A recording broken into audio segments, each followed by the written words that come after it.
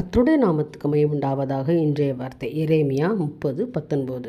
அவர்களை வர்த்திக்க பண்ணுவேன், அவர்கள் குறுகி போவதில்லை. எனக்கு அருமையான தேவனுடைய பிள்ளைகளை, இந்த காலை வேளையிலே கர்த்தர் உங்களோடு பேசுகிற காரியம்னா, நான் என் பிள்ளைகளை வர்த்திக்க பண்ணுவேன், அவர்கள் குறுகி போவதில்லை. ஆமேன். எத்தனை பேர் நம்புறீங்க?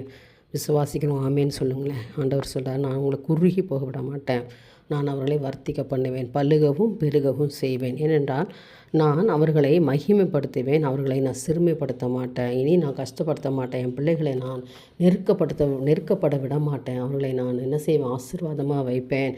இந்த நாள் வரைக்கும் பட்ட கஷ்டங்கள் துக்கங்கள் எல்லாம் அவங்கள விட்டு அகன்று போகும்.